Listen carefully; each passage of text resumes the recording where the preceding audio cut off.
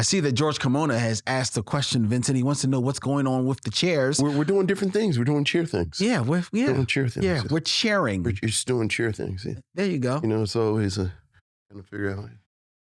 Hey. Whoa. That was action. Got some action real quick. That was real dad vibes. Oh, yeah. That was real dad action. vibes right there. It's action. So, we're doing a little, keeping it kinetic. Keeping y'all on your toes. Uh-huh. All right. Never do that again. Up, too late. Oh, my God. That just happened. Shake and bake. I apologize, ladies and gentlemen, for what has just occurred live on camera here at YUNKJunk. YUNKJunk! Welcome to the Micheaux Mission, 2 Men, 1 podcast, every black film ever made. My name is Vincent Williams, and I'm joined as always by my partner. Hey, holla at your boy. This is Len, a.k.a. the Bat Tribble.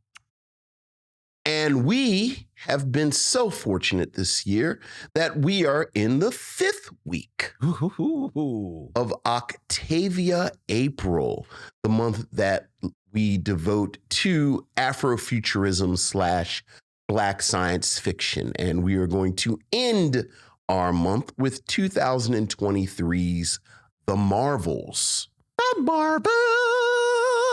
Directed by Nia DaCosta, written by Nia DaCosta, Megan McDonnell, and Alyssa Karasik. It stars Brie Larson in the title role as Captain Marvel, who finds herself and her powers entangled with Kamala Khan and Monica Rambeau, forcing them all to work together to save the universe.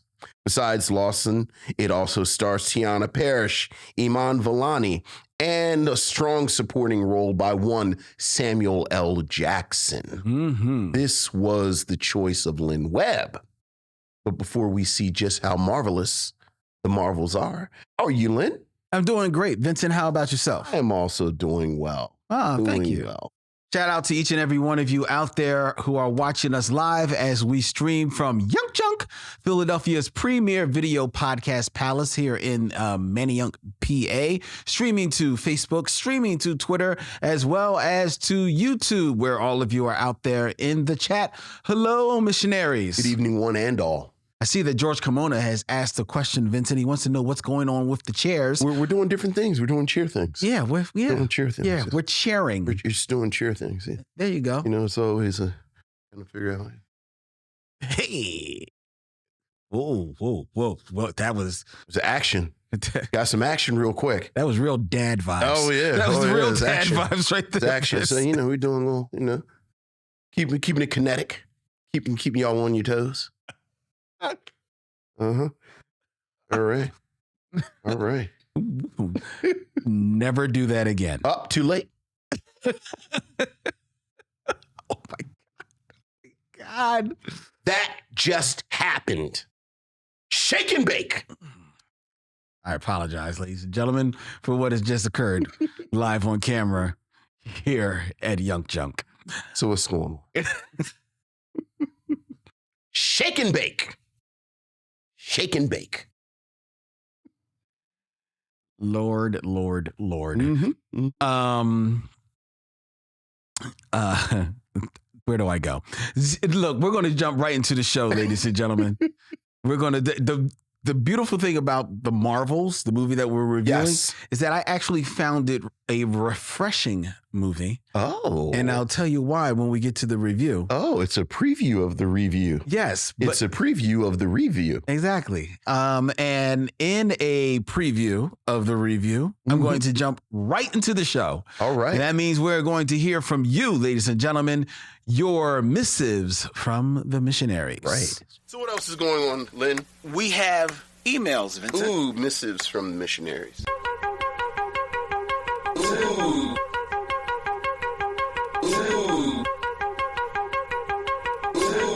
Missives from the Missionaries.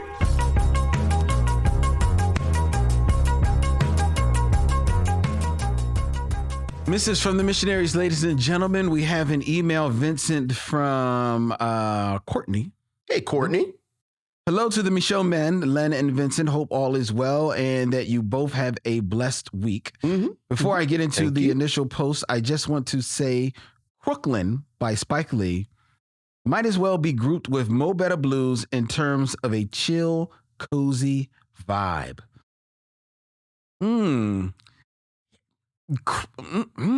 Right. Like, I respectfully disagree with you, Courtney, because like, Crooklyn is nice and warm and fuzzy all the way up until the exact second that it's not. I know. And the same for Mo Better Blues. Same for Mo. That's right. Because I'm sitting there like, right. I don't remember that about Crooklyn, but Mo Better Blues takes a turn real early. Right. You know, that moment has my greatest little character kind of detail in movies ever. What, in Mo Better Blues? In Mo Better Blues. So, spoiler, at some point, something bad happens. And Wesley Snipes the blues. Plays a jazz musician named Shadow. And throughout the film, he's been sort of the frenemy, antagonist, this sort of, kind of adds the gristle to the meat that is in Mo Better Blues. And when something bad happens, he has on a suit. And it's a resplendent suit and he has a pocket square and a hat on. So he looks great. And he goes and his friend is bloody. And Wesley Snipes is, he's like, oh, my friend is, bloody. Somebody call an ambulance, call 911. And he goes and he reaches for his pocket square to wipe the blood off. But then there's like this split second where it's like, yeah, I don't want to get my pocket square all bloody. And then he reaches in his suit and pulls out a handkerchief. It's a split second. I have to say, in full disclosure, I didn't notice it maybe the first 3 times I watched the movie because it happens in like a second. But now that I've seen it. Can't not see it. And it's one of those questions that if I ever meet Spike Lee and or Wesley Snipes, I'm going to ask. Yes. Was that your idea or was that his idea? I guarantee that was Wesley's idea. That was Wesley Snipes? Guarantee that was Wesley's idea. Because it's glorious. It is. I remember in a review, because by then you had noticed it. Right, by then I had noticed. Right, so you pointed it out. Right. And I was like, yeah, I kind of noticed that too. I was like, yeah. I definitely think that's Wesley Snipes because Wesley Snipes, I think, is a very underappreciated actor. Right. Like, just brings like little details to his thing. Little split second of character building. Yeah. That's cool. Courtney continues. Okay. A conversation that is worth having is deciding on which is better. Okay. Satire or comedy. Okay. What prompted me was stumbling across 2 Eddie Murphy specials, Delirious and Raw. And to be fair, Delirious is actually a special. It was an HBO special. Raw was a feature film. Yes, it was. That was released. Directed by Robert Townsend. While people give praise to Eddie Murphy's charisma and energy, people have to admit that a good chunk of the comedy is very dated and doesn't hold up. Comedy is like fashion. If it doesn't evolve, it can be left behind. I also believe comedy has to be smart in not only message, but approach as well. It's a no-brainer that comedy from the 70s and 90s doesn't hold up as well. Satire, on the other hand, is poking fun at the societal issues and their discrepancies. A movie like Hollywood Shuffle still works because, unfortunately, there has been little progression when it comes to black actors in a space like Hollywood. Basically, satire, in my opinion, can fare better than comedy. I would love to hear your thoughts on satire versus comedy. Looking forward to this week's episode. Okay. What do you think? Satire or comedy? Well, I think that good satire definitely has a longer shelf life than dated or bad comedy. Yeah. Because there is comedy that and there is even some comedy that may have a little bit of, datedness to it. Right. And are we talking about stand-up comedy? Well, I think because the two example she she used was like stand up comedy. Yeah. See, and I'm thinking about more just comedy in general, as opposed to stand up comedy. But like there's some comedy. What I was going to say, like some comedy may have like a little bit of datiness to it, but if it is done well, if it funny is funny, for the most part, as long as it's not punching down, or just overly over the top, silly and stupid. Look, just a week ago, I was looking at a clip from the Carol Burnett show where Vicki Lawrence goes off script. It was like the Mama's Family, which is one of the ongoing bits on the Carol Burnett show. And Vicki Lawrence goes off script. And Carol Burnett is trying her best not to break. Oh my God. Oh. And then in the midst of, she actually says, like, she's trying to signal Vicki Lawrence, and she says, Mama, you're going, because Vicki Lawrence plays her mother. She's like, Mama, you're going too far. That's not even on the menu. And of course, Vicki Lawrence then just goes in for the kill. She goes. And it is so funny. Is that the one where the entire family just lost it? Well, here's the thing. It's a bunch of examples because Tim Conway, I don't even know how they worked with him. Oh my God. There are two classic Carol Burnett skits with Tim Conway. There's tons of them. Right. But there is one, speaking of when they used to do the Mama's Family part, there's one where they're playing, I think, charades or something like that. And Tim Conway goes off on this long story about an elephant. About an elephant, that right. gets like something stuck in his snout.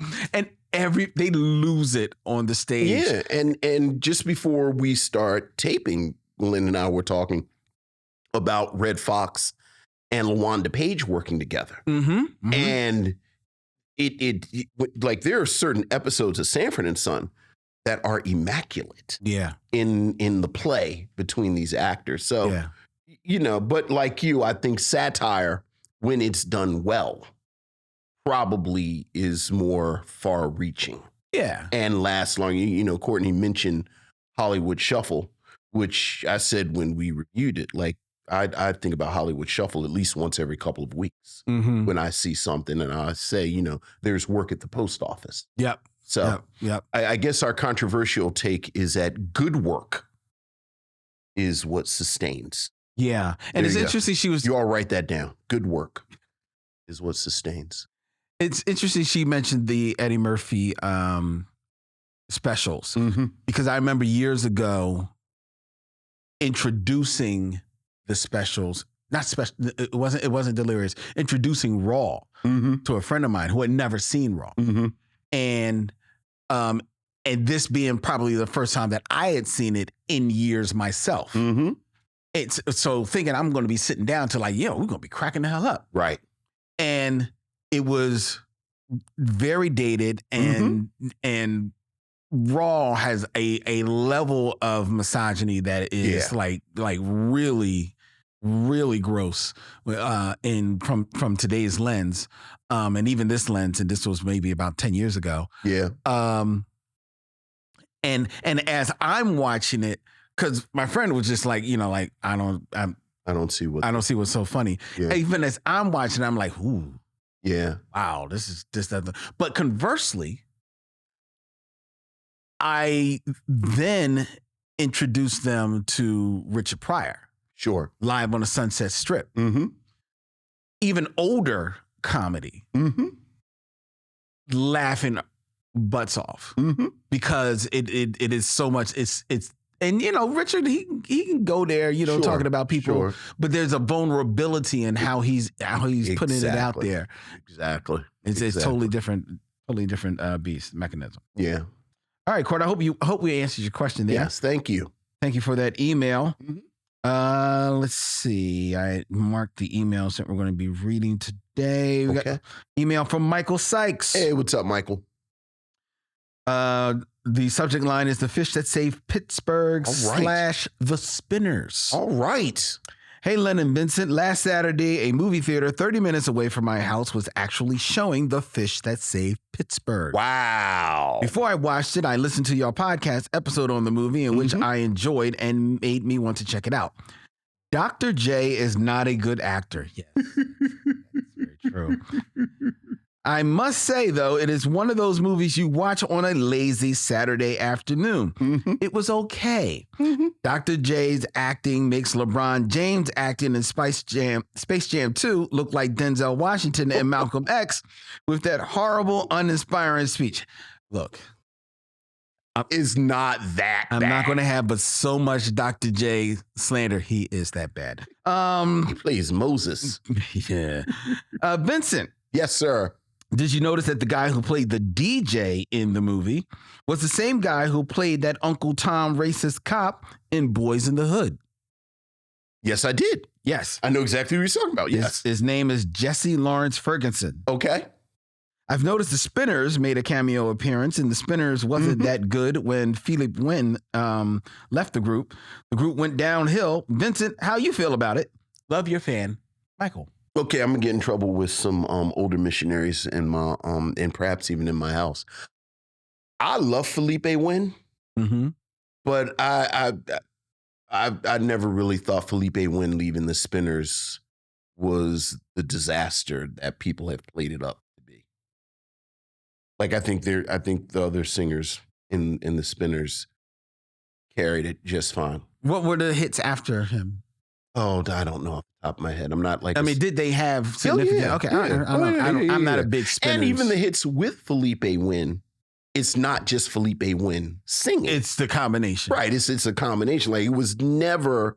I always felt like the Spinners were more Dennis Edwards Temptations, where like all the singers were involved. Like Dennis is clearly the lead, but like it's other people. As opposed to the David Ruffin Temptations. Where it's like, I am David Ruffin and these are the Temptations. But I also know that it's controversial among Spinners fans. So I tend to stay in my lane. But I take the Spinners anywhere I can get them. All right.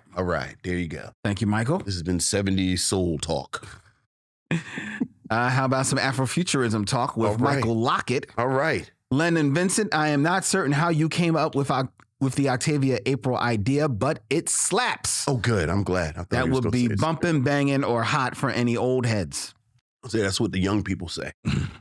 Being a lover of sci-fi and horror, this whole month was in my wheelhouse, and the more I listened to the podcast and watched flicks, the more I wanted. I got greedy. My travels back in time took me to a place where Afrofuturism aligned perfectly with the now. I listened first to the definition of a black film remix. Okay. You two have been and remain true to your mission. Your critiques are honest and high caliber. Sometimes there's a little too roughneck. Len. Excuse the fuck out of me.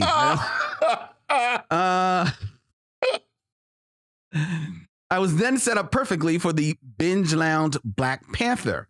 This brought back so many memories of reading the comics, being inspired to create characters that look like me, and dreaming of what could be.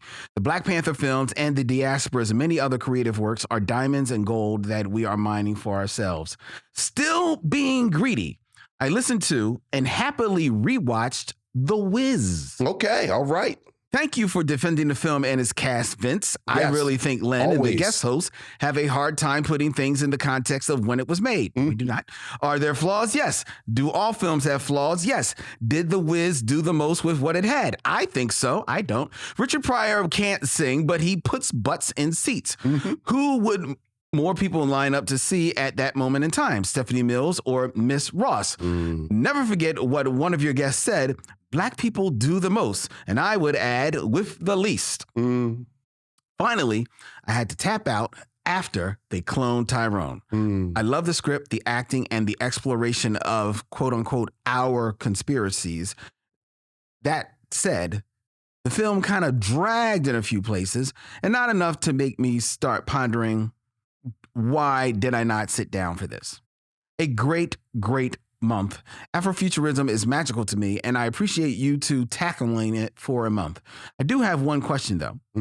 What other months are you planning or kicking around for a pointed exploration? I'd love to see or hear a month of, say, film noir, war films, more horror, love October, yeah, or icons such as Denzel or Samuel, Angela Bassett, Richard Pryor, Ruby Dee. All the best, Michael Lockett. Thank you, Michael. Thank you, Michael. Well, we are actually about to, after tonight's conclusion of Octavia April, we are about to kick into, I don't know if it's ours, but it certainly seems to be a lot of people's favorite month. People seem to enjoy. Which is May, which is short for Mother May I Have Another One of Those Bad Black Movies. We've been doing this now for at least a few years, probably 5 years straight, where we dedicate May to films that, from the outside looking in, right, sometimes from the inside looking, they seem that they look like they might be a bad film. And then coming from inside that, we give them their just due. We'll tell you exactly what we're going to be leading off May with at the end of the show tonight. So looking forward to that because we actually have a special guest that will be joining us for that episode. And of course, in October, we're going to be doing more horror. Sure. Oftentimes, June, we do music. June is usually Black Music Month. We said we were going to have... well, September is documentaries. September for documentaries. You know, Doc to School. Yeah. And then I guess February has usually been Westerns. We were doing Westerns. But this year we kind of leaned more into the romantic because we had a Love Jones screening. Right. But we usually do Westerns. Right. And I think that's a lot of months. That's a lot of months. 'Cause I think maybe, March is Women's History Month. Right. So at least one of us tries to do some couple women. So do directors, Yeah. And then I try and do like some action films in August. Yeah. For the summer. You know, we like to keep it fluid. Keep it fluid.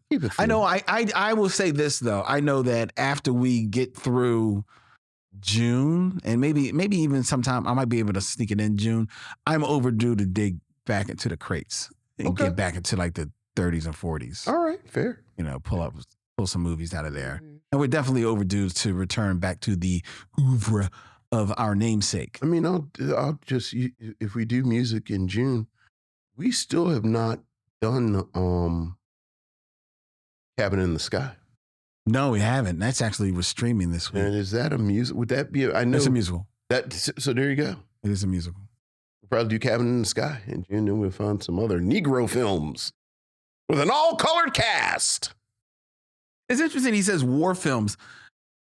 There's not. I'm trying to think of a lot of Black war films that we haven't covered. We did Glory. I have been. What is the joint?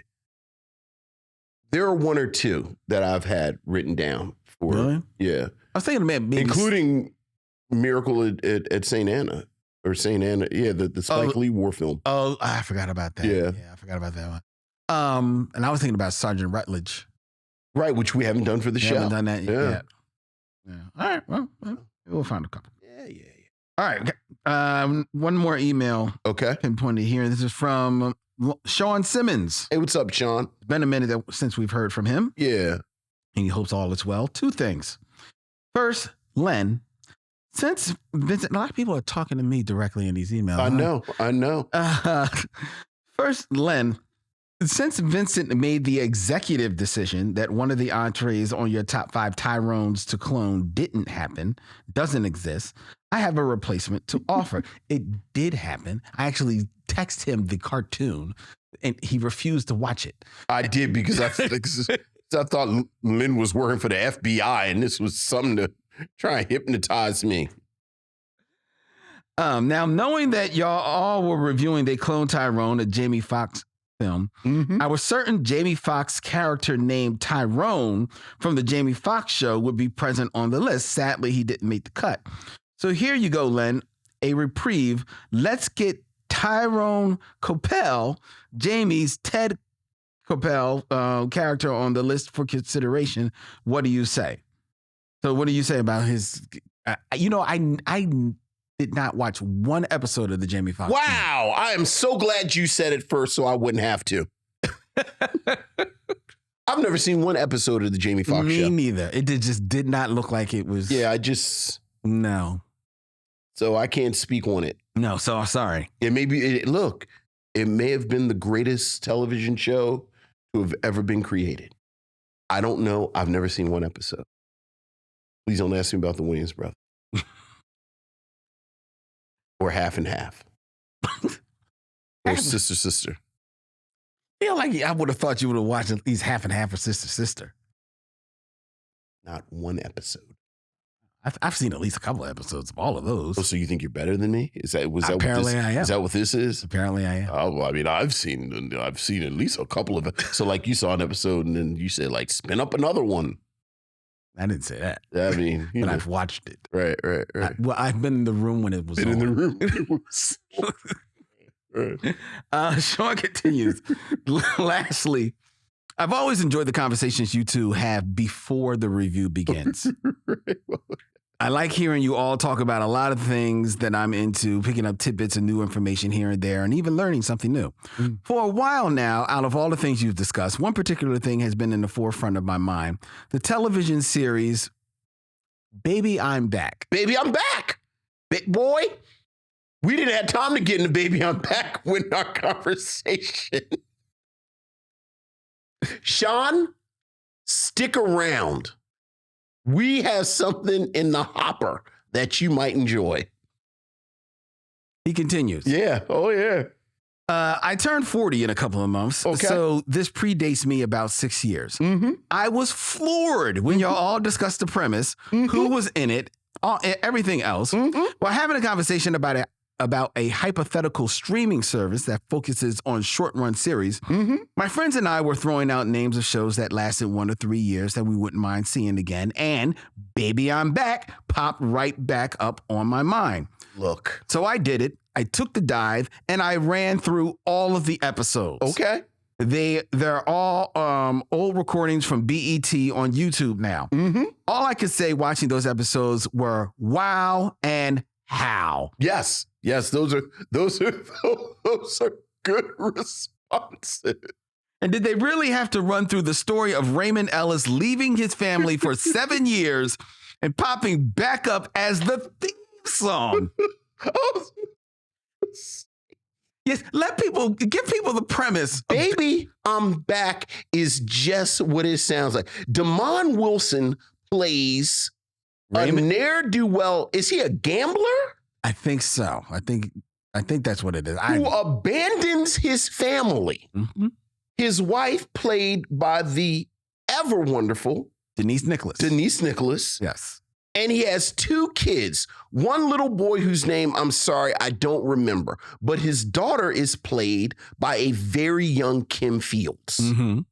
He has a mother-in-law who I think is I don't remember. But you know exactly who she is. Old girl. 227. Marla Gibbs? No, not Marla Gibbs, the old lady. Oh, I know who you're talking about. I can't remember her name, but Right. I know I'm pretty sure she plays the mother-in-law. Okay. And he has abandoned the family. It's been 7 years. And now he circles back around. Denise Nichols has gotten her life together. She actually has a fiance. Of course. And then the entire premise of the show is Damon Wilson's Helen Martin. Damon Wilson disrupting her life that she's put back together after he destroyed it. Yes. And it's called But Baby, I'm Back. Baby, I'm Back. And so much of the plot revolves around Damon Wilson's character and his daughter, Kim Fields, who's a child, trying to break up this woman's life. And this is comedy. Sean continues. I'll just shake my head at the white folks that made this and shift focus to ask about one of the stars of the show. Okay. Denise Nicholas. Oh, yes, hey, always. It has always been a pleasure to see Denise Nicholas pop up. Mm-hmm. In reading some background about the show, I learned that she was a hot commodity after coming off of Room 222, a show that I discovered a few years back, and Let's Do It Again, A Piece of the Action, and Capricorn 1. But after this... God, she was in Capricorn 1. And after this, she really doesn't do a whole lot outside of popping in and out of guest roles once or twice a year until she lands on In the Heat of the Night. That's right. A decade after Baby I'm Back. How did she go from someone who was sought after to barely seen? Do you think she got caught up in the mix of other stars rising of the time? As always, thanks for all you do, Sean. I do. I think that's exactly what it is. That's exactly what happened. You know, I think it's difficult for actresses generally getting older. And Denise Nicholas is a Black actress. Mm-hmm. So, yeah, I thought, you know, one of my great kind of glimmers into what could have been. She's actually on an episode of A Different World. Okay. Where she and Colonel Taylor are kind of feeling orbiting around each other. But she's funny. And, you know, I love funny Denise Nicholas. Like, you know, I loved her on In the Heat of the Night just because The Heat of the Night was Heat of the Night just got more and more bizarre as the years went on. Yeah, because doesn't she become like the love interest? Yeah, they get married, right? Yeah, her and Carol O'Connor. Yeah, oh yeah. By the end, The Heat of the Night is just completely off the rails. Like, it's, you know, I don't want to make fun of Howard Rollins and you know, all the challenges he went through. Mm-hmm. But when Howard Rollins was going through his challenges, instead of them saying, well, one half of In the Heat of the Night is now off the board, we should probably pull the plug on the whole thing. They said, nope. No, well, because Carol O'Connor was running the show. He was running the show. And it really does feel bad making jokes because, you know, part of the reason he wanted to keep the show on. Carol O'Connor? Yeah, because his son was struggling. Yes, with drugs. And his son was also, and he said that was his steady. That was a steady thing, and that was a way for him to keep an eye on his son. Right. For those who know, his son was also a co-star on the show. Right. And well, as we said, Carol O'Connor wanted to keep it going, but then like Carl Weathers, shows up for a couple of seasons, and remember Bubba was racist, but then I guess he connected with the viewer, so then they made Bubba like almost a co-lead, and he wasn't as racist. It was a weird show. I didn't watch that much of it. I watched enough to be like, ooh, this. I watched, not surprising if you know me, a surprising amount of In the Heat of the Night. Like, I watched a lot of In the Heat of the Night. Why? Because it was so bizarre. It was so bizarre. I remember the ad campaign where Carl Weathers came on the show, and they said, there's some new heat in the town. And he had on like a real tight uniform. Of course he did. I said, boy, In the Heat of the Night is completely bonkers. Of course he did. Yeah. Of course he did. Carl Weathers wore everything like it was skin. You know that. But have you ever seen the credits for the show he had? What was the television show he had? I don't remember. No. The credits are the most homoerotic thing you've ever seen in your entire life. Because the credits are just close-ups of Carl Weathers with no shirt on, itty-bitty pants. What is the name of Carl Weathers' show?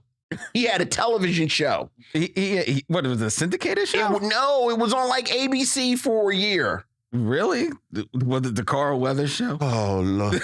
I was hoping somebody would put it up. I'm looking it up. I'm looking it up. Because when you say the name, I'll remember it. I'm looking it up. Street Justice? Was it Street Justice? I'm looking at it. This was in 1990 to 93. I'm looking at Carl Weathers' TV shows. I feel like it was before then. Well, the Heat of the Night, he was 88 to 95. Let's see. Oh, Fortune Dane. That's it. That's it. I've never heard That's of this it. show. That is it. I've never. Fortune Dane, a tough detective, relinquishes Fortune his badge to Dane. track down a hitman. I do not say this loosely. I do not say this as euphemism. I do not say this as insult. The credits for this show are the gayest thing you've ever seen in your life. Listen to the name of these leads. Carl Weathers plays Fortune Dane. Fortune Dane, he like plays a horn. Like I think he plays a saxophone. And his co-lead, Daphne Ashbrook, plays Speed Davenport.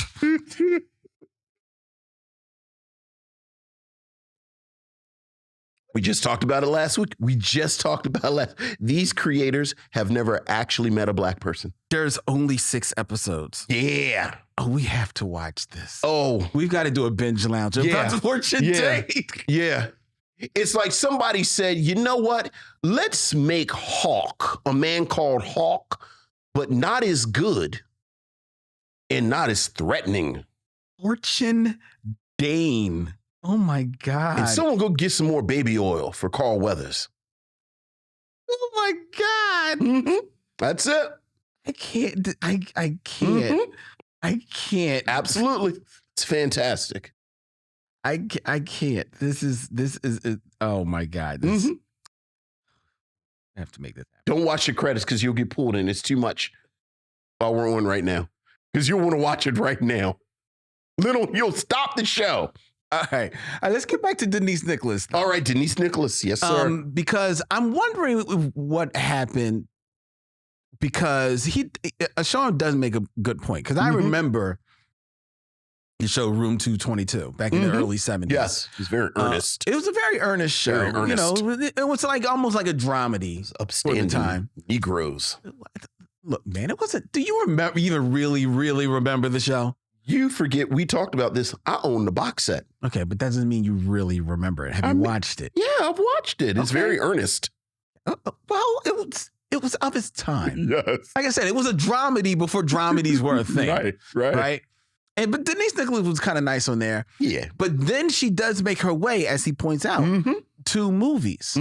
And I'm wondering, not that she was like a big lead in any of these movies. No, not at all. But she definitely, especially in like the black films, had a substantial role. She was a working actress all throughout the 70s. I wonder if she at that point kind of like, because this was in the days where you kind of like tried to toe that line, whether or not you were going to go all in on movies, or whether you're going to be on television. Sure. Television, the pickings were few and slim, especially for black actresses. Right. And in the movies, maybe she thought she could get more varied roles. She was already making movies, part of like relatively hit films. I mean, I forgot she was in Capricorn 1. Like that's quite a leap. Well, it is. You know, she doesn't have a big role in it, but yeah, but someone out of blaxploitation in a big studio film like Capricorn 1. I wonder if that does play a part in kind of like curtailing or stifling her career a little bit, because I think that you know, of all the black actresses of that time, and there's more than a few. Yeah, you know, Pam Grier and Tamara Dobson, they kind of like found their lane. And they made whatever they could of it, right? But there are people like Denise Nicholas and Rosalind Cash, you know, who kind of had to feel their way around. You know what I mean? And with all due respect to Rosalind Cash, Denise Nicholas, I think, had the chops and had kind of like maybe more of the, you know, mainstream look that I would have thought that she would have gotten more pop. I think the 80s were tough. But we're not talking the 80s. We're talking about No. mid-70s. I think because, you know, we're talking mid to late 70s. Look, a piece of the action is, I think, 77.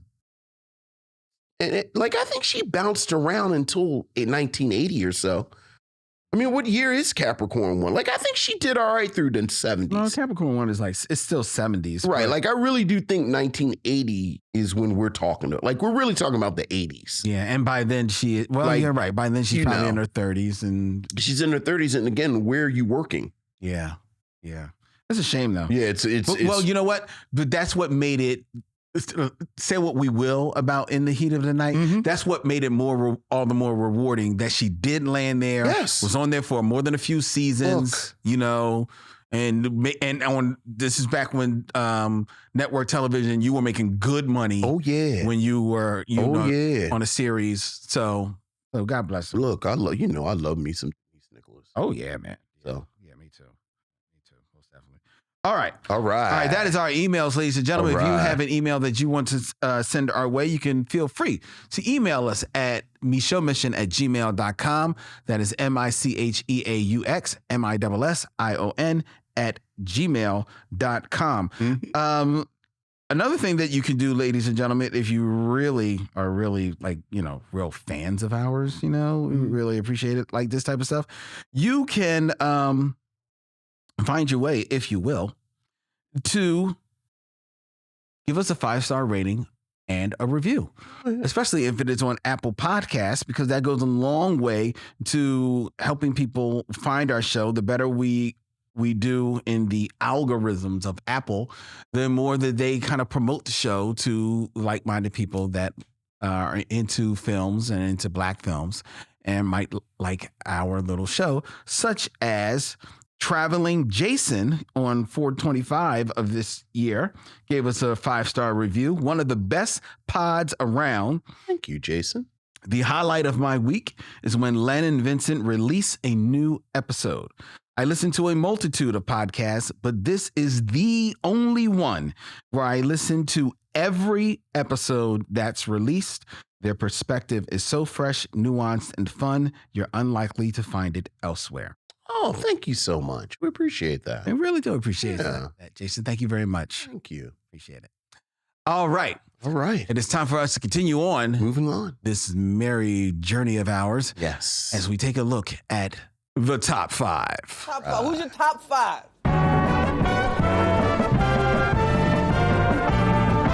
My top 5 is. My top 5 is. My top 5 is. My top 5 is. Top 5, ladies and gentlemen, where I come up with a list and I give Vincent said list, and he gives me and you his scintillating commentary on it. And tonight's top 5, Vincent, in keeping in theme with Octavia April. Very nice. A few weeks ago, we did a top 5 looking at some top 5 afro-futuristic novels that have yet to be adapted in any way into television or into film. That were just sitting there ripe for the plucking. And today, this is going to be in your wheelhouse. I picked from the 21st century 5 afro-futuristic comic books. Oh yeah, I know 2 or 3 that better be on here that you may want to add to your summer read. Absolutely. All right. Now, I purposefully, as much as I could, stayed away from the big comic book producer, DC and Marvel. Yeah, absolutely. And I tried to veer closer to the realm of fantasy, if I could. Okay. All right. But and some of these are comic books that have gotten some acclaim and have been mentioned before here on the show. But doesn't mean that we can't count them out again. You always like to shine a light. Most definitely. What we got? So number 5 from Black Mask Studios. The product of Kwanze Osejeyofo. Never say the man's name. He's been on my Black Triples about 3 times. Sorry, Kwanze. Tim Smith III, as well as Jamal Igle. Black. Absolutely. Black is a comic book that proposes the idea, what if the Black people were the ones that had superpower? Developed superpower. This was a comic book that hit the world hard when it came out. It really did. Years ago. And it's now spawned like a universe of sequels and subtitles from it. but it is a very striking book. I love speculative fiction in this way. Yeah. It is almost like a Black Mirror episode come to life. Yeah. And the artwork by Jamal Igle. I love Jamal Igle, one of my favorite artists. Yeah. And I know you were a huge fan of Black when it came out. Oh, yeah. And then, it was very much something reflective of that moment when it came out. I always think about that in conjunction with the Luke Cage television show and that very evocative image of Luke Cage's hoodie with bullet holes in it. But it didn't break his skin. So, Black, it's good stuff. Yeah, and like good stuff. the prevailing image of Black, right. The first comic book was a Black boy in a hoodie with his hands up. I have to say, as someone who is happy for all of the makers of Black, I'm so happy for them that things have gone well and it almost immediately went into development with various projects. But as someone who liked the series, and this happens sometimes when a series gets a certain level of acclaim, the creators get so busy they're not able to produce more of the comic itself. So, but yeah, what we have, absolutely enjoy it. Most definitely. All right. So number four from Image Comics, from Brandon Thomas and Carrie Randolph, Excellence. Yeah. Spencer Dales was born into the world of magic. His father belongs to the Ages, a secret society of Black musicians ordered by their unseen masters to better the lives of others of higher potential, but never themselves. Yeah. And now it's time for Spencer to follow in his father's footsteps. All he sees is a broken system in need of someone with the wand and the will to change it. But in this fight for a better future, who will stand beside him? Carrie Randolph and Brandon Thomas ignite this generational war in an action fantasy series made entirely by creators of color and committed to one truth above all others: excellence is real. Yeah. Excellence is one of my favorite series of the past 10 years. And I have to say, I was so amazingly disappointed with what happened with, what was the name of the movie that came out and went away? And it's so funny, we were talking about things like this before the show started, that we've all kind of collectively decided we're never going to discuss again. The Magical Negro movie that was just out. Oh, yeah. Yeah, that literally came and went. Like, I'm so angry that, frankly, we kind of blew our chance with the Black Magician series with that movie. Because excellence, and I think I said this on air, like, excellence is sitting right there. Yeah, but do you think I don't think we really blew our chance with that. I mean, I hope we did. No. But, I know how this kind of works with execs and people who kind of make decisions. Oh, well, y'all said you want some black magicians. We gave you some black musicians and y'all didn't come and see it. Now, if anything, and I don't think I hope you're right. I don't think that blew our chance. Okay. If anything did blow the chance and maybe push the idea of adapting excellence down the road a little bit, it may be the one and done of Lovecraft Country.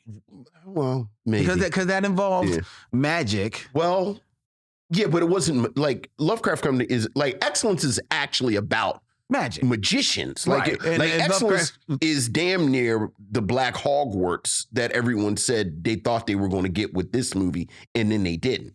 Well, did they really? I didn't think that was really the premise of the movie. No, it wasn't. But I mean, people are like, ooh, it's black people with wands and and excellence is 100% that.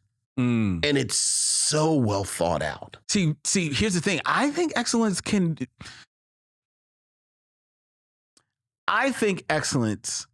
because I love the book too. I think excellence is perfect for adaptation for television. I think you're right. I think it's I hope you're right. It's perfect for adaptation for streaming, so that you don't have to have any compromising of the subject matter. Not that it goes over. And you can tell, like I said, they've thought this thing out. Yeah, the world building. Like you can tell they got 5 years in them. And I love beautiful world building, but I love that when the world building is just there. because sometimes stories they build it up so much they want to show you the world, and they forget to really just develop the story. Right. You're right. And excellence does both, and that's the Brandon Thomas, a beautiful writer. Excellence is absolutely. What I would love, and I don't see, I wonder whether or not it would happen, is if there was excellence. I could see definitely being produced by Black creators as far as the television series, but I would love for it to be on a Black streaming service. And that's the thing. Unless one is developed in the next 5 years with the type of financial backing, because it's going to need money. Because you need money, to do excellence right. To do it right, to do it right. Like, I would love to be in a room at Apple TV and tell them, put some silo money, put some severance money, put some foundation money, put some foundation money, excellence. Yeah, because foundation looks great, but it's low. Yeah, but I love excellence. Love excellence. All right, number 3. This is from Fantagraphics. Okay. This is from Ezra Clayton Daniels and Ben Passmore. Okay, yeah. Bottom Feeders. Yeah. Afro-futurist horror comedy about gentrification, hip hop, and cultural appropriation. Yep. Once a thriving working class neighborhood on Chicago's South Side, the Bottom Yards is now the definition of urban blight. When an aspiring fashion designer named Darla and her image-obsessed friend Cynthia descend upon the neighborhood in search of cheap rent, they soon discover something far more seductive and sinister lurking behind the walls of their new home. Like a cross between Jordan Peele's Get Out and John Carpenter's The Thing, Daniels and Passmore's Bottom Feeders offers a vision of horror that is gross and gory in all the right ways, yet at turns it's funny, scary, and thought-provoking. And it's very disarming because the art is like, very cartoony, but the story goes deep. I have to say, I'm surprised you like Bottom Feeders, because you don't really like horror comics. I don't really like horror comics, but and as cartoony as it is, sometimes that makes the horror even a little bit more hard. See, I think Bottom Feeders is actually disturbing. It is. It's a little disturbing. That's what I'm saying. It's disarming. Yeah. Because it's cartoony, and then you'll turn the page and you're like, oh, it's really good. It's really, really good. Yeah, but it is. It took me a minute to finish it. Like I said in my head, I think I'm gonna go home and reread Excellence. I am not rereading. No. Yeah, Bottom Feeders is not something you just jump into. Oh, dog. Look, I would not lie. Yeah. You see where I'm sitting in this chair? Yeah, I know. Where I read Bottom Feeders, it was there. Because I would be like. Ben Passmore had a comic called Your Black Friend. Yes. Which was amazing. So I really like him as a creator. And Bottom Feeders, which is a graphic novel as opposed to a series like the other two, is very good, but very good. All right. Yeah. I'd like to see that. All right. Number two. This is a comic book series that, like Black, I believe hasn't been optioned. Okay. To be turned into something. And boy, if they can make it work, it'll be fantastic. From Image Comics. I know this is the favorite of Vincent's as well. From Sanford Green, Chuck Brown, and David F. Walker. Yes, sir. Bitter Root. In the 1920s, the Harlem Renaissance is in full swing, and only the I always want to pronounce the name wrong. It's Sanjaray? Sanjaray. Yeah, Sanjaray. Sanjaray family can save New York and the world from the supernatural forces threatening to destroy humanity. But the once great family of monster hunters has been torn apart by tragedies and conflicting moral codes. In this comic book that combines elements of early 20th century African-American culture, voodoo, as well as film noir. They chose the creators chose that era because they felt It embodied both incredible artistic and cultural growth, as well as institutionalized racism, which provided opportunities for conflict. And yes, this has been optioned for a film adaptation by Legendary Pictures. Bitter Root, which is I think is in their third collection of issues. I know I have at least the first three. A great comic book. Love that damn Bitter Root. It is one of my favorite comic books of the last few years, man. Sanford Green is one of my favorite new artists. Like, I love his art. I love the story. I love the premise. And then, with my nerdy self, I love at the end of every issue, they have like an essay. Yeah. Like they get somebody to, and oh my God, I love Bitter Root. Yeah. And we were talking about, so good. we were talking earlier, like a couple of weeks ago, I think, or maybe even last week, about Black films that are maybe like period pieces set in around this time. Can you imagine? Now this while not being magic, but this to me is like just would be like almost have like a Harry Potter type of feel. Oh, yeah. Like old English, old world. Right. But just set during the Harlem Renaissance. Harlem Renaissance? Oh, yeah. Oh, come on, stop. Yeah, Bitter Root is, Bitter Root is perfect. Oh, my God. Bitter Root is, yeah. There you go. Yeah. But I have the one, if there was one comic book that Vincent would love to see adapted before Bitter Root, it is definitely number one, I believe. Right. Len just was listening to me and listening stuff. So go ahead. This is also from Image Comics. Yes, it is.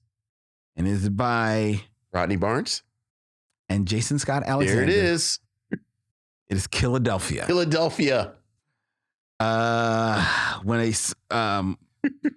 you're going to try to describe Philadelphia and you're not going to describe all of it. Well, let's see. Okay. When a small town beat cop comes home to bury his murdered father, revered Philadelphia detective James Sangster Sr., he stumbles into a mystery that will lead him down a path of horrors and shakes his beliefs to the core. The city that was once the symbol of liberty and freedom has fallen prey to corruption, poverty, unemployment, brutality, and vampires. That's right. Now it's up to Jimmy and an unexpected companion to stop long-thought dead president of the United States, John Adams. Right, because John Adams is involved. From building an undead army. Because John Adams is a vampire. A bloody new American revolution. There's a reason why they say you can't go home again. Welcome to Philadelphia. Man, Rodney friggin' Barnes. This is the only comic book that I read every month, and I have absolutely no idea what I'm getting myself into. Like, I can never tell which direction he's going, and this is 100% a compliment. Oh, yeah, this is, because we haven't even mentioned Blackula showing up. He's having all the fun. He's pulling out all the stops. Philadelphia is fantastic. It is bananas. Yeah. But in the best way. See, and it's hard. So because it's scary. It scares me. Yeah, it's look, it's a scary comic. It's scary. It straight up scares me. Let's be clear. I read in the daytime. See, because it is scary. That's why you might do. Yeah. There are some comic books. I'll be at night. I'm like, no, I'll read this one in the morning. There's a graphic novel called, it's like stranger fiction or science fiction about a dude who gets abducted by aliens. And then the whole graphic novel is about him trying to convince people that he got abducted. Like, they don't show the abduction. They don't tell you whether or not it really happened. The whole thing is about him.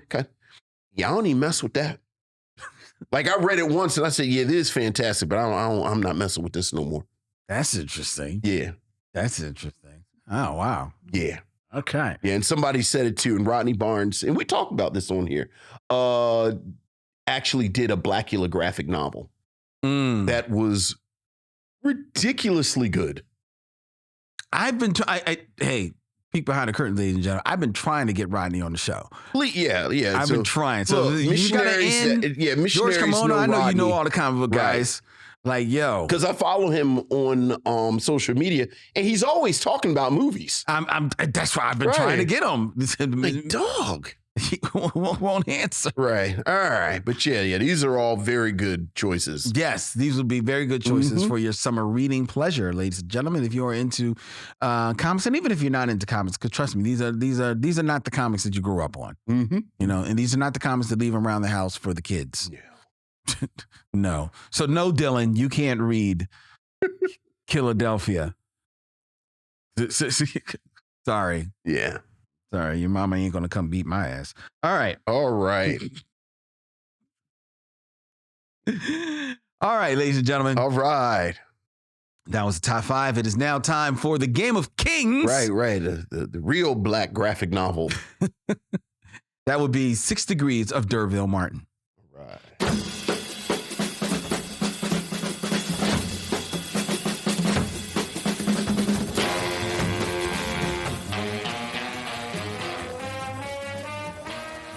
6 Degrees of D'Urville Martin, ladies and gentlemen, where Vincent has 6 actors or less to connect the actors that I give him Okay.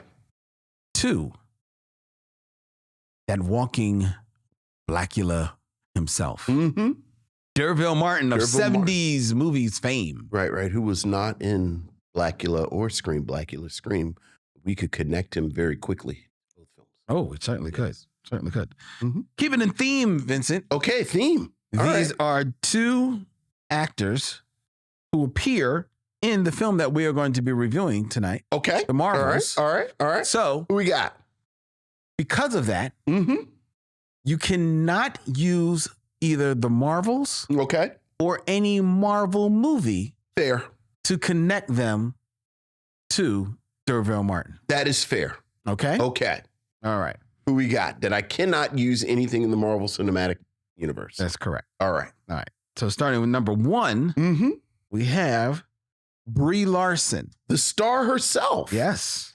Yeah. See, this is where you messed up. You messed up because you and I have actually been together and watched a movie she was in. Really? Which one was that? Well, because let's see, how am I going to get here? I know which one I'm thinking of. I don't know which one you're thinking of. Okay. All right. Let's start the usual way. So D'Urville Martin is in 5 on the Black Hand side with Dick Anthony Williams. Dick Anthony Williams is in Mo Better Blues, but he's in Mo Better Blues with Robin Harris. Yes. Robin Harris is in House Party with A.J. Johnson. Okay. A.J. Johnson is in Baby Boy with Tyrese. Yes. And Tyrese is in Fast 10 with Brie Larson. Very good. Because she plays Special Agent, That's Special right. Agenton. That's right. And I sat between you and my wife and I cackled like Robert Mitchum in Cape Fear. Because you know I love them dumbass Fast and the Furious movies. You do. Oh, how I cackled for 2 hours in that movie. And then Brie Larson showed up as Special Agent, Special Agenton. I forgot she was in that. Ving Rhames, you can't do this. And Ving Rhames said, I can do whatever I need to do because family. It wasn't Ving Rhames. Not Ving Rhames, Vin Diesel. Vin Diesel. Because family. And then he proceeded to break the laws of physics. Oh, God. Oh, how I love those Fast and Furious. Is that the only one she's in? Because the other thing about Fast and Furious and this one, like people will pop up and they like do this reveal. Like they do this reveal. Like, oh, it's the character from Too Fast, Too Furious, Tokyo Drift. Yeah. As if someone remembers who's in, like. Yeah, because they were in the background. Right. And I think that's the only one that I see. That's the only. So she wasn't like Special Agenton in like Fast 5? No. No, I knew she wasn't in Fast 5. Because Fast 5, the big thing is The Rock. Right. Chill with the fast knowledge.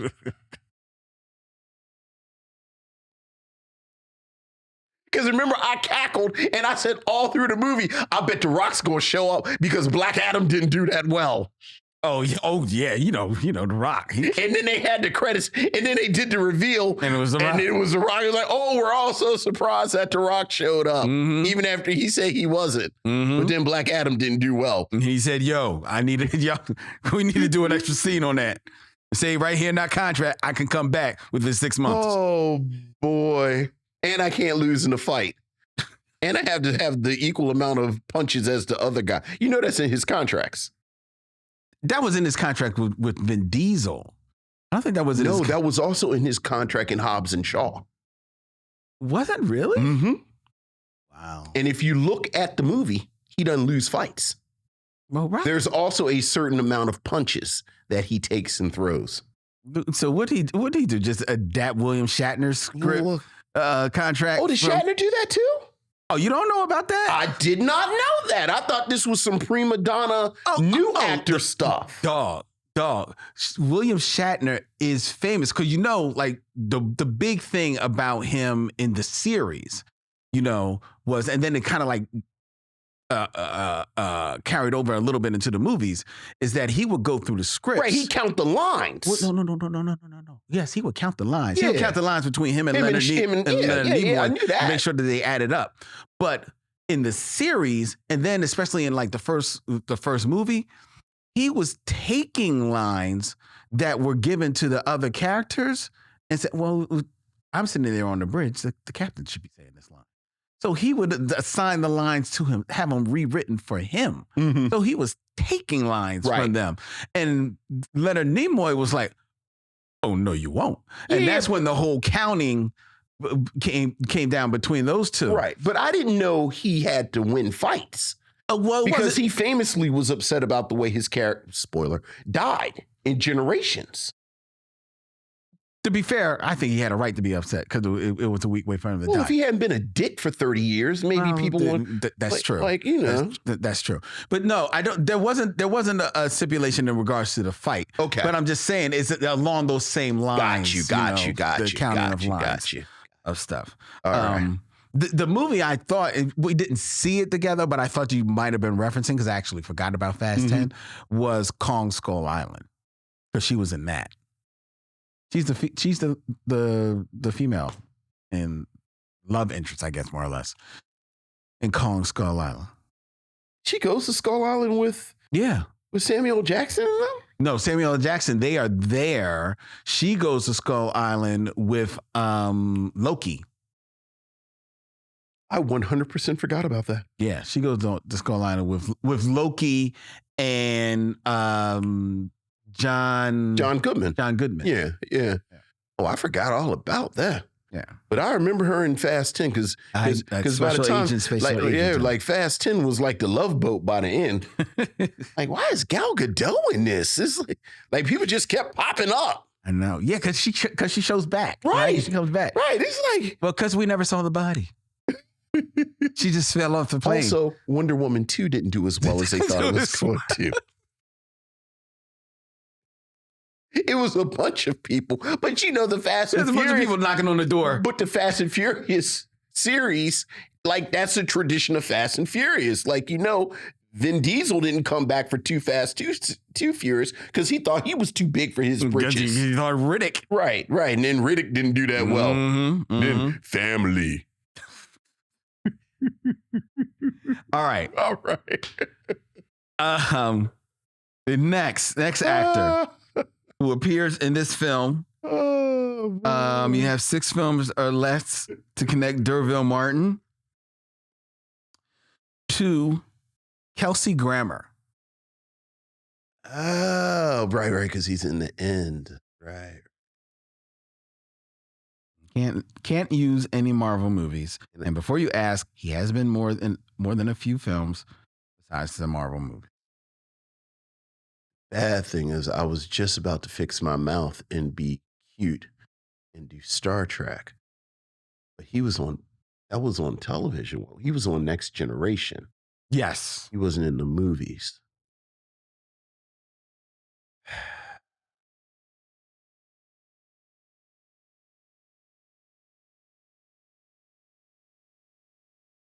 Oh, that's funny because that's John.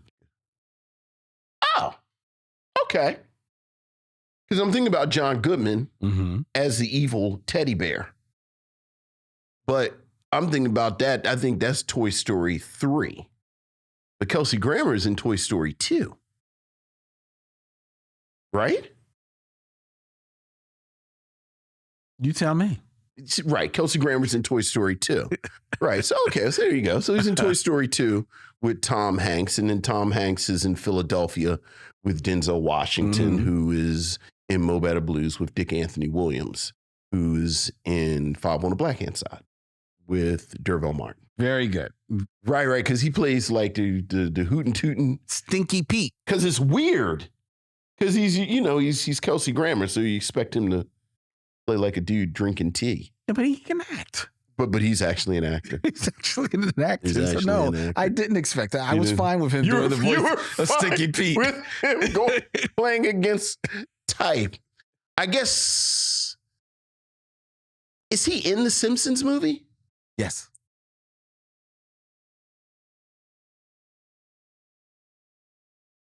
I don't know if I could. I mean, I probably could get from the Simpsons. Well, you know who he is in the Simpsons universe. I know he's Krusty the Clown. Not Krusty the Clown. Not Krusty. Sideshow Bob. Sideshow Bob. Is Hank Azaria in as Hank Azaria? Oh, my movie. Well, he's in my movie. What's your movie? The bird. The Robin Williams movie. Oh, Birdcage. Birdcage. The Birdcage. Okay, and then I could bounce from him to Robin Williams. And then, okay, all right. Yeah. All right, there you go. Yeah. But luckily, I can do Toy Story 2. You can. Yeah. Yeah. Very good. Very good, Vincent. Ooh, I didn't know who you was going to pull out because that's quite a cast. It is quite a cast. I didn't know who you was going to try because I knew you weren't going to use any of the blacks. Well, there's only about 4. Yeah, but that's a fair number. Yeah, well, there's only 2 you would have known. Well, 3. I guess 3 you would have known. And they would have been too easy. Okay. All right. All 3 of them would have been way too easy. Right, so was it Tiana Paris, Samuel Jackson, Lashana Lynch. And, oh, yeah. I know my Lashana Lynch. Yeah, you know. Mm-hmm. All right. I love the special effects of this film that the costumers keep trying to hide all them thighs. And fail. Like you can tell the cameraman is doing his best not to have Tiana Parrish just be in her full Tiana Parishness, and he fails miserably the entire film. And then Lashana Lynch is in one shot, and it's like, I don't know if this is the effect that they were going for, but I'll take it.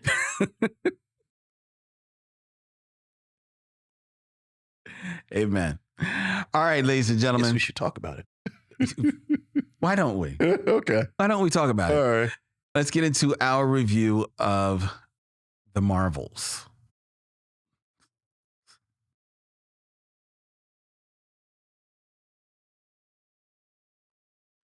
Should have been Tiana Parrish doing double Dutch for an hour.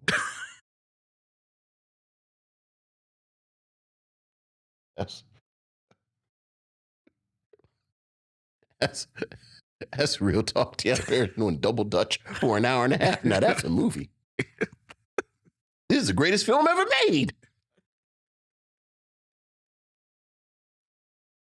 It's like Do the Right Thing and Uptown Saturday Night all together. Oh.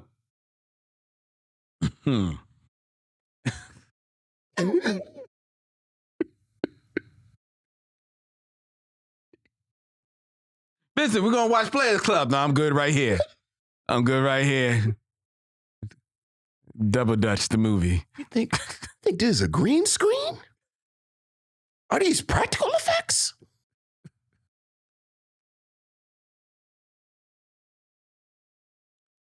The Marvels from 2023.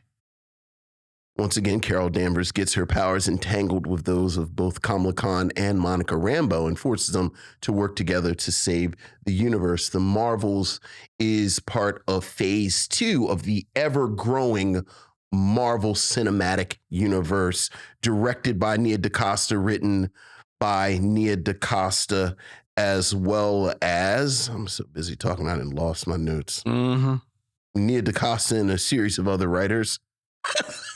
It stars Brie Larson as Carol Danvers, Zawe Aston as Darbine, Iman Filani as Ms. Marvel, and Tiana Paris as Monica Rambeau. The Marvels was the choice of Lynn Webb. What do you have to say about this film, Mr. Webb? The Marvels, or as I like to call it, ladies and gentlemen,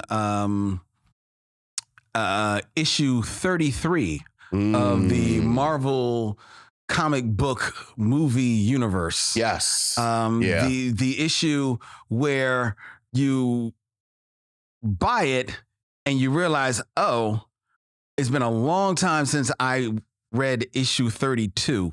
Right. So Yeah. I may need to catch up Yeah. on what's going on. Where is issue 32? I Right. can't remember where. Or a previously box. You need well, I don't think there's a previously box big enough Yeah. for 33 issues Yeah. of a comic book series.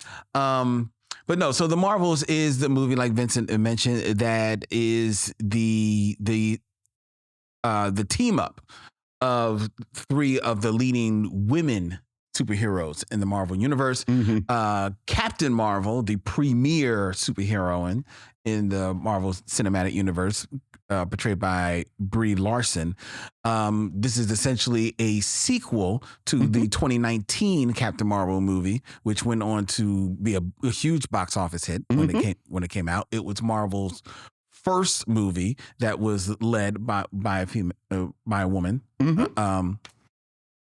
in the lead, and and this time they doubled down by dipping into their Disney Plus series to tap Tiana Paris as the character of Monica Rambeau, last seen in WandaVision, when she kind of like gained her powers. That character gained her powers, and she teams with Kamala Khan, aka Ms. Marvel, from the Ms. Marvel TV series, played by Iman Vellani.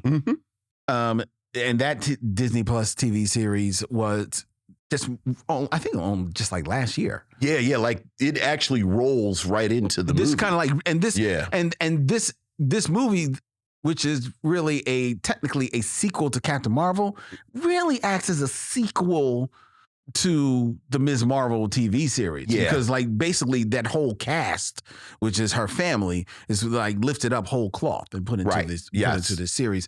And in so much that the series opens up with Miss Marvel in her room, thinking about her favorite hero, who is Captain Marvel. She is modeled herself after, and you see a lot of animation in that opening scene, which was lifted more or less directly from the TV series. Yeah. The whole sense of the whole vibe. Yeah. Right. That whole vibe is from the TV series. So it was like welcoming you into this world.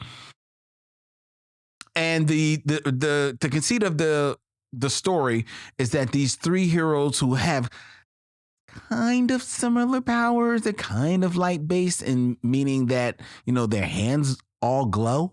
They when they use their powers for some plot driven reason, they switch places with one another, and then they have to figure out exactly what is happening, and then find out that there is actually a big bad villain that is the person that is causing this shift in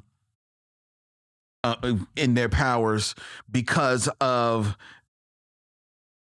that villain being Zawe. No, that's not Zawe Ashton. Excuse me. No, it is. Is it Zawe Ashton? Yeah. Zawe Ashton as the big Kree villain who wants to return the Kree people to prominence, right? And resurrect their home planet. Right, and the Kree were the villains of the Captain Marvel, Marvel movie. So now that's the link to the Captain Marvel movie. Right. And then and the Kree have an ongoing war with the Skrulls. Right.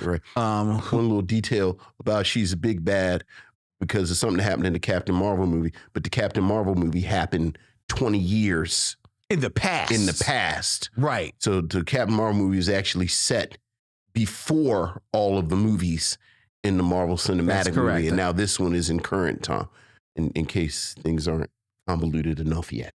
Yes. Yeah. And Vincent is explaining this all to you, ladies and gentlemen, so that you are on the same page as you and I. Mm-hmm. And also because if you watch the movie, you won't be on that page because almost none of that is explained in the movie. You are dropped whole cloth, like I said, into issue 33 of this ongoing series. And there is no previously on or previously in the Marvel Universe box. There are some little like word salads in the script that pay homage to things that may have happened before, but it's really this film just asks you to catch up and trust us, let us take you by the hand. We're just going to show you a good time. We're just going to show you this adventure that happens in between the huge adventure, because we all know this. We all know the DNA of these Marvel Cinematic movies now. All of these movies are pretty much like little moments in time in between the great big team up that you know eventually is going to come to fight the great big bad that will be introduced incrementally in all of these films. This film has the challenge of trying to be all-encompassing, just a all-in-one story, even though it's taking little bits of this TV series, this movie from way back, characters that happen in this series, because I mentioned the Skrulls, who their story kind of like plays out in the Secret Invasion Disney Plus story. Yeah. That if you didn't really watch that, you may not know what's going on. Yeah. You've got Samuel Jackson's Nick Fury, who's the connective tissue with all of these series. He is no longer of S.H.I.E.L.D. He is now of Saber. Right. He lives in space. He lives in space. Yeah. And if you haven't been following any of those movies, that's where he is. Yeah, he's basically still Nick Fury. He's just walking around. He does a lot of walking in this movie. Samuel Jackson said, "I am 70 years old. I am 70 years old. This is my 15th film. Look, where do you need me?" Yeah. So all of that is put together to make this movie. We've seen this plot before. The heroes, they're switching places. Oh my God, why are we switching places? They figure out why we switching places. This big bad's got something to do with it. Well, we've got to stop this big bad. Fight the big bad. We lose. Fight them again. We lost, but I think I know the secret to how to beat them. Fight the big bad a third time. Win, but there's a huge sacrifice, of course. And then that leads us to the jump scene at the end. Rinse, wash, repeat. That's your Marvel movie, right? So you know what you're going to get when you go into this. So what is going to make this different? There are a couple of things that makes this different. One, this is a film that is going to be led by all women: Brie Larson, Tiana Paris, Imani Vellani, Captain Marvel, Ms. Marvel, and Monica Rambeau. This movie is also, as Vincent mentioned, is going to be written and directed by Nia DaCosta. Yes, sir. And this is Nia DaCosta, who is coming off of doing great work in the crime noir that we love, Little Woods.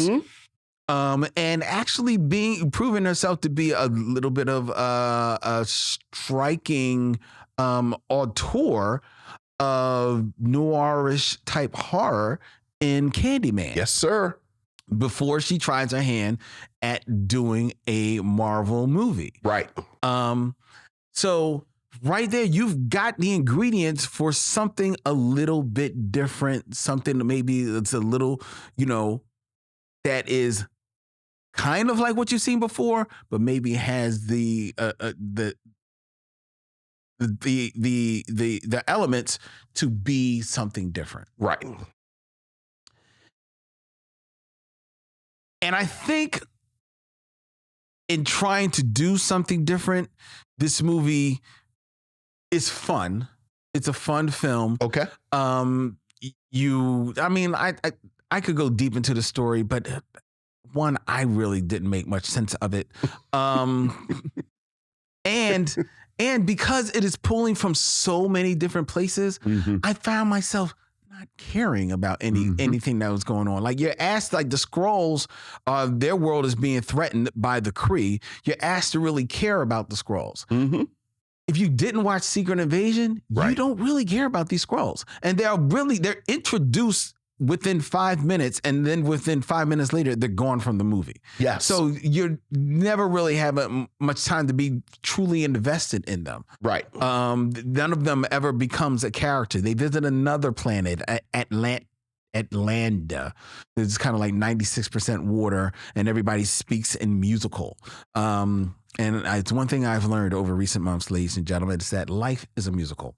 And nothing has ever been more true than watching everybody just break off into musicals in this movie.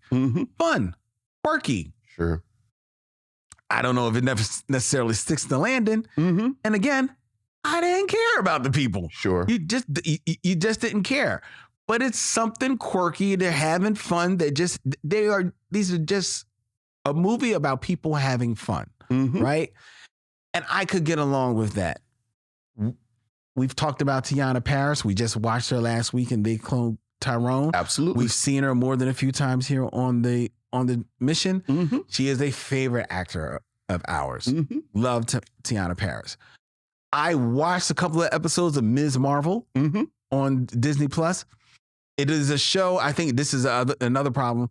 It is a show that was not a bad show. It was good. I actually like Ms. Marvel. Yeah. And I like what I saw too. The only reason I didn't stick with it is because it was a show that I could tell was not made for my demographic. That is 100% correct. And so I'm like, you know what? This is good. It's not for me. It's not hitting for me. So I'm not going to watch this. Yeah. Right. But what I saw, I liked, and I liked Imani Vellani. She was very good. I think the problem though is that because that movie is that series is made for another demographic, you're asking that demographic to come into this movie, right? Which is not the same tone, despite the opening, right? And is written for a totally different demographic, right? An older demographic. So then you've got a little bit of a tonal issue there. Brie Larson, I liked Captain Marvel, the movie. I didn't think it was super fantastic, but I liked it enough. And I don't mind Brie Larson as an actor.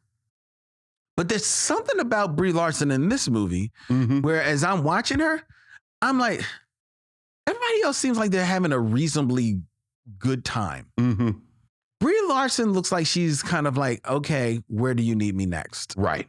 And it shows to me in almost everything that she's doing in this movie. Now, I know part of that is a little bit of the Captain Marvel character. Yes. But it just if it is just the character, it still didn't land for me. Right. It still didn't land for me. And it got in the way of my overall enjoyment of this movie. Right. The other thing that got in the way is that while Nia DaCosta has only had 2 films, so she doesn't necessarily have a style yet, I still consider her a very stylish director. And in watching this movie, and especially knowing how Marvel movies are made, Marvel movies, if you don't know, ladies and gentlemen, Vincent kind of just hit it on you. They're basically just big green screens, like almost every scene. Like maybe 2 or 3 scenes are outside, but most of everything is a green screen, or a special effect that these people are walking around. And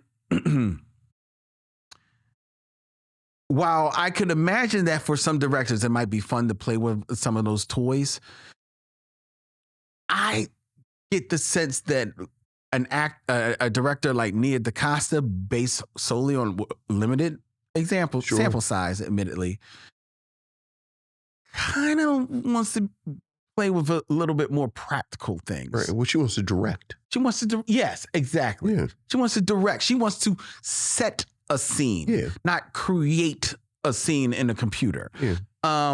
And I see that bumping up against itself. And historically, reading some of the backstory, there was a little bit of, I think there was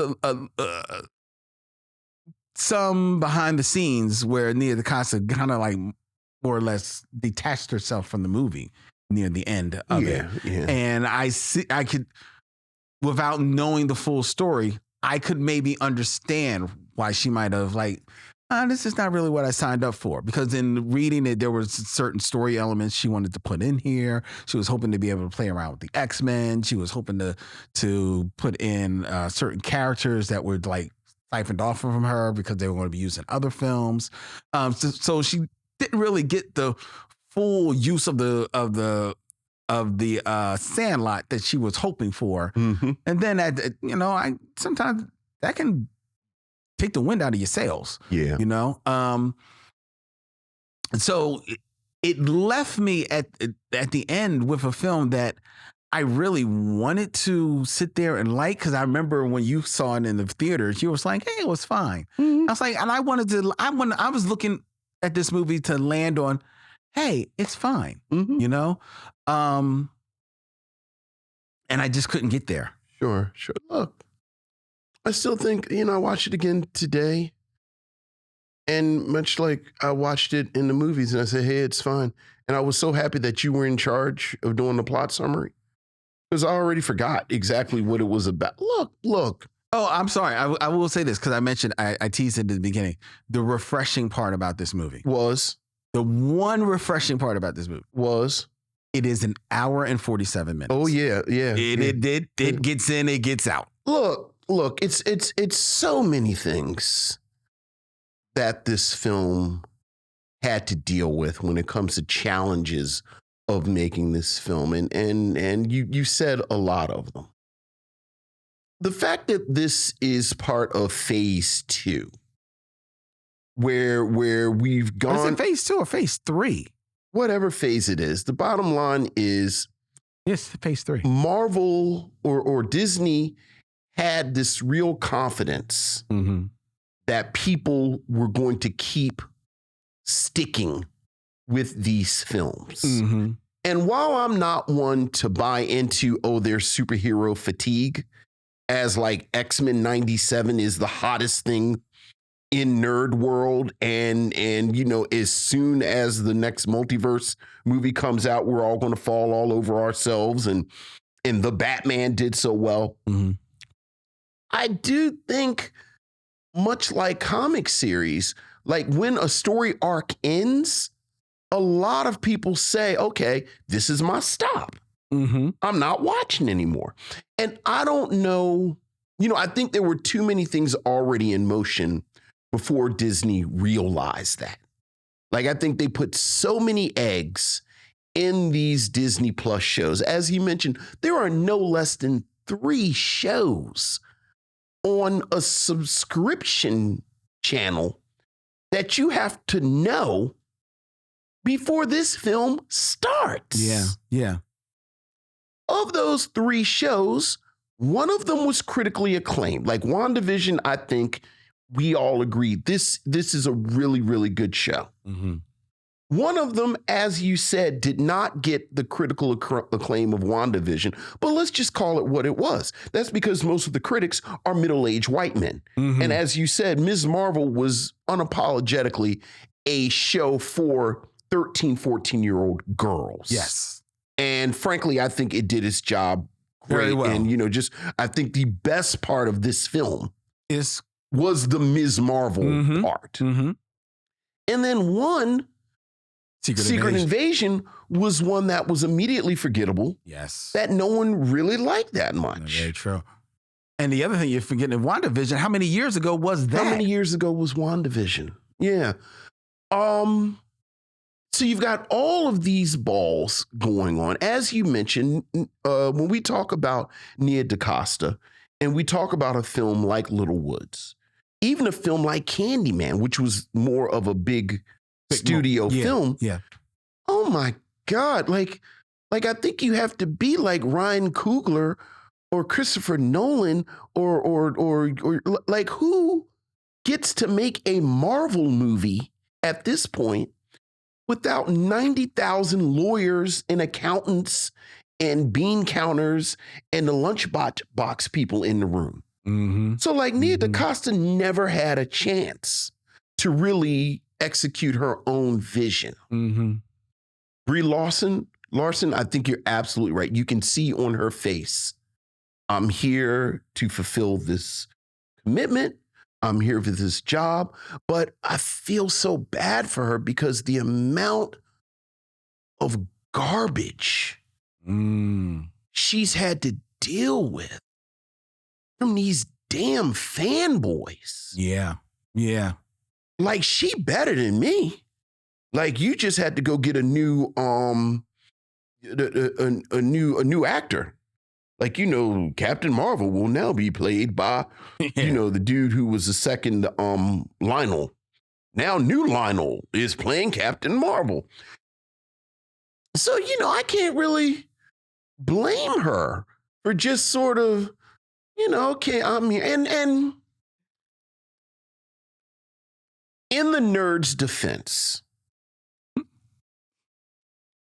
like, we won't get too nerdy with it. You already went second Lionel. There's always been a bit of artifice to the development of this Captain Marvel character. Okay. Carol Danvers has been bouncing around comic books since the 60s. Yes. She was the original Ms. Marvel, and then she, in the 80s, 90s, they kind of revamped her. But right around 2012, which coincidentally is when phase one of the movies ended, there was this huge bombastic revamp. Oh, that's right. Yeah. Where Carol Danvers takes on the Captain Marvel title. Mm-hmm. They gave her a costume that wouldn't be embarrassing to outside people who, if you look at the pornographic outfits, they usually have female characters in the comics. Like, you're kind of embarrassed that you read comics.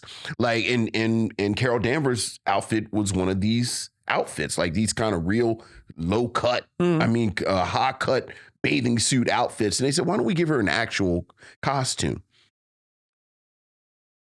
But I do think there was a bit of the cynical view that Marvel was very consciously trying to develop something that they've never had, which is a Wonder Woman. Exactly. Like, Marvel's never had a Wonder Woman. Never had it. And we got to figure out how to have a Wonder Woman. And you can't do Storm, because those rights are all tied up. And, frankly, she's a black woman. Mm-hmm. Black Widow doesn't really carry that heft. No, you'd have to totally revamp the character. Right. So, we're going to create a Wonder Woman. And then when they create and by Wonder Woman, we mean like a powerhouse. Like a powerhouse sort of feminist icon character that, once again, we can have lunchboxes and T-shirts and things and sell them to little girls. Mm-hmm. So, I think Captain Marvel always had an uphill battle before the film even is made. Like, and you and I are in these trenches, and you remember before, when the film was announced, hell, again, in 2012, when Carol Danvers got revamped, people immediately said what I just said.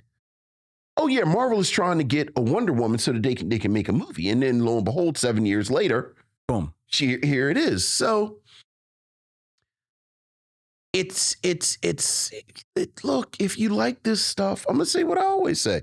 If you like this stuff, it's no worse than, frankly, most of the Marvel movies, if we're going to be brutally honest.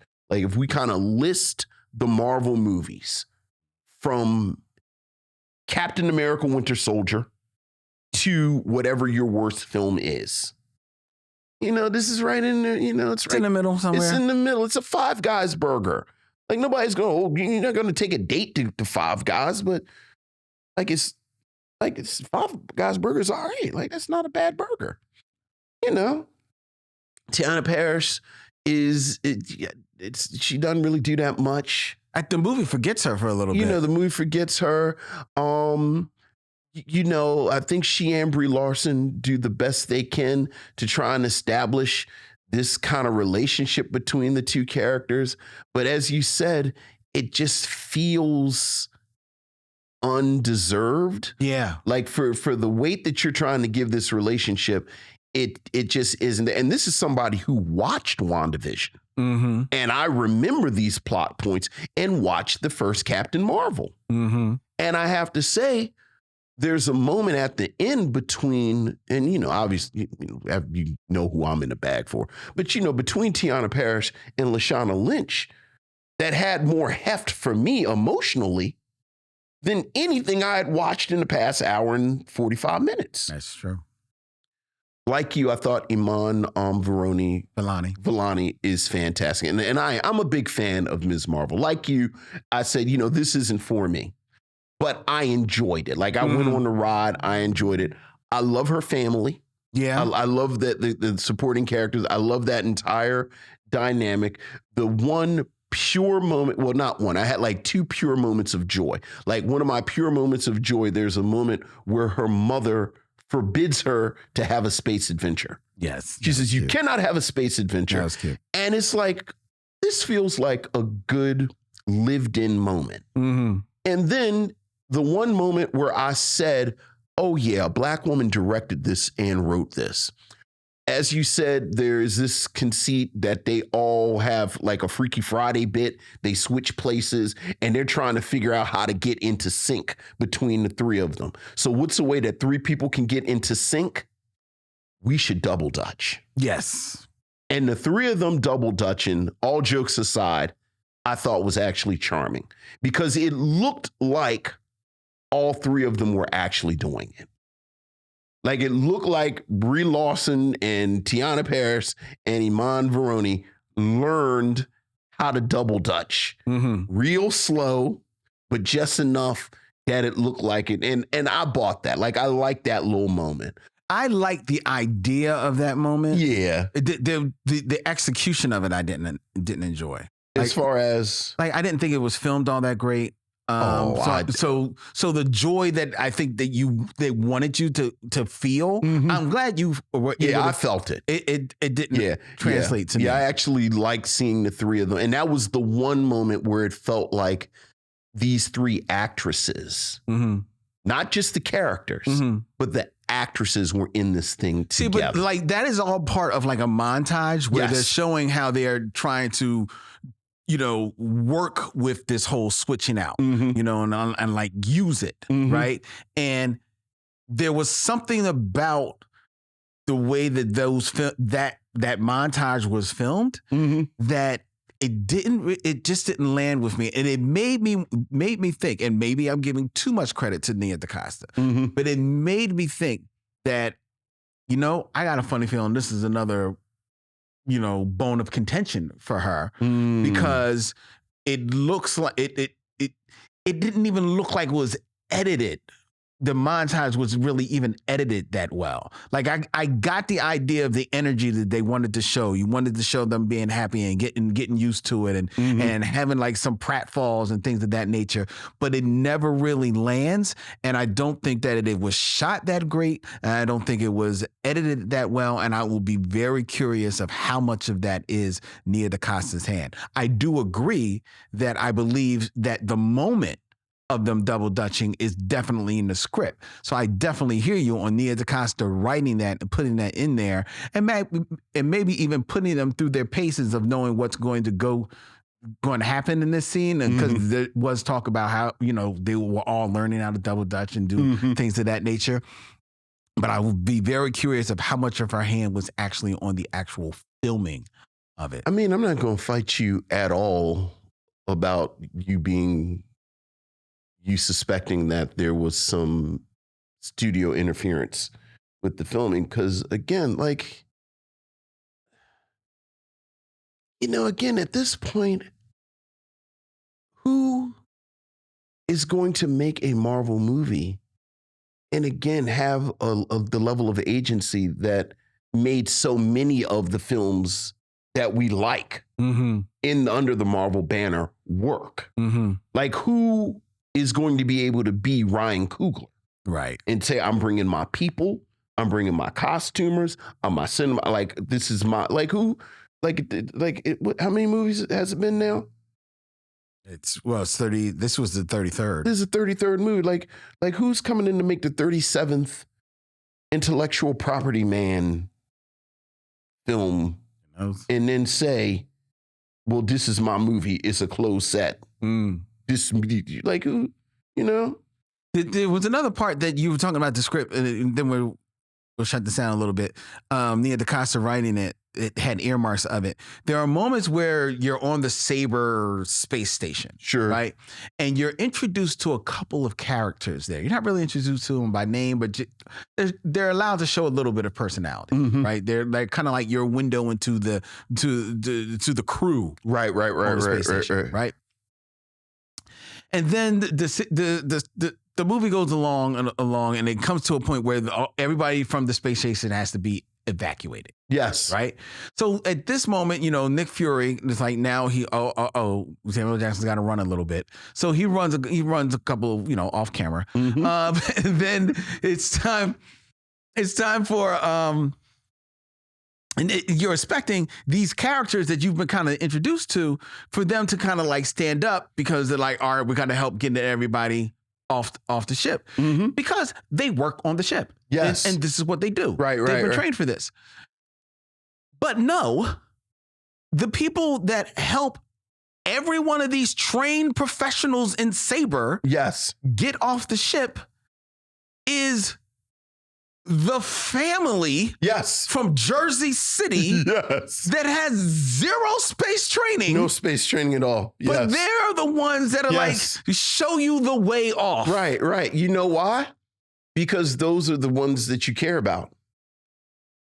Yeah, but I can almost see Nia DaCosta, the script setting up that it's going to be these other ones. Other people, and then they said, at least for this moment, because it's not like a really great big moment. Well, again, probably a test audience said, we don't really care about these people that we just met 20 minutes ago. Yeah, so they get swallowed up by the cats. These characters that even if we just met them 20 minutes ago, the way that they play off of each other, they feel way more lived in.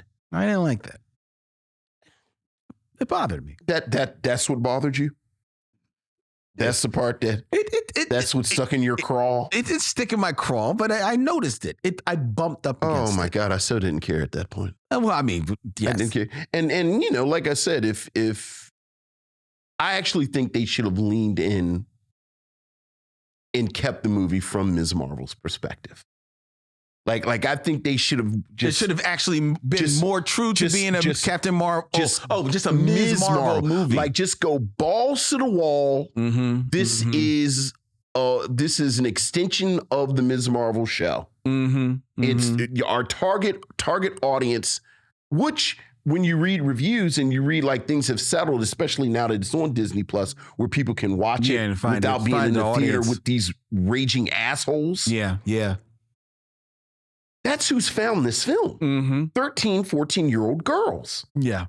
Just go ahead and say this is a movie for this young female audience, unapologetically. Yeah, you're right. And then again, lean, Lord knows it hurts my heart to say Tiana Parrish should have less of a role. But like Monica Rambeau and Captain Marvel are supporting characters. And it's the Ms. Marvel movie. Yeah. And because those are the parts that just sort of lift you out of it. Because look, man, because you're talking about it being a part. I'm doing my best not to, it's like Dr. Heal yourself. Like I'm talking about these nerds and I'm trying my best not to nerd out. But let's be real. This isn't even a part of the big hoo-ha. Right. Like before what happened with Jonathan Majors, the big hoo-ha that's supposed to be ramping up is Kang. Yeah. Yeah. This don't have nothing to do with Kang. Nope. This is after Thanos.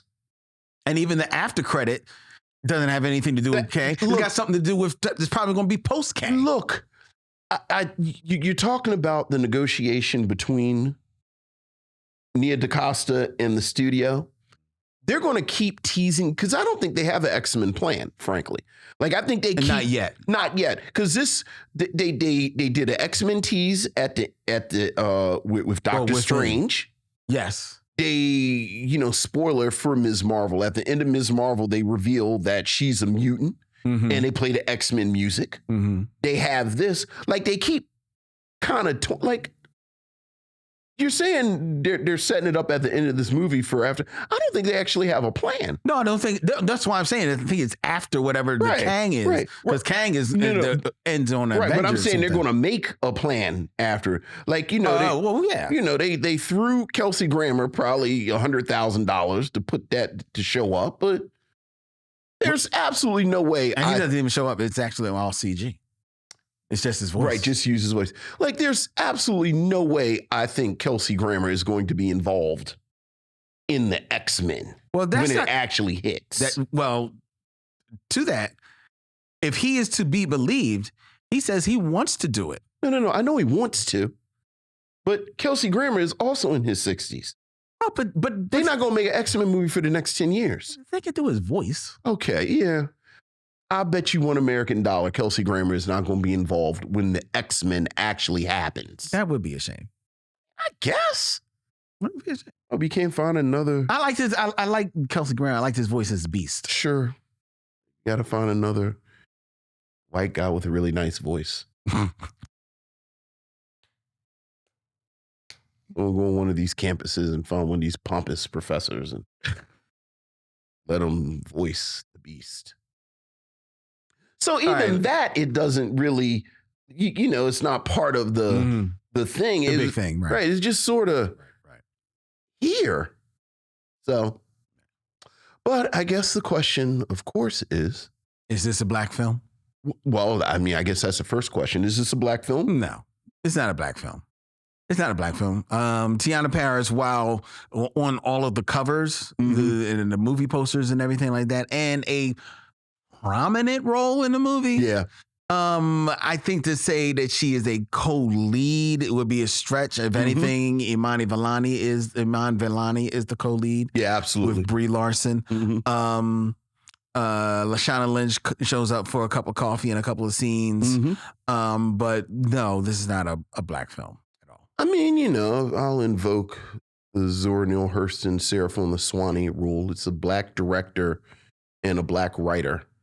So if somebody wants to stick it in the black section, I mean, if Nia DaCosta's section is in the black section, well, then the Marvels would be there. You got to stick Marvels in it.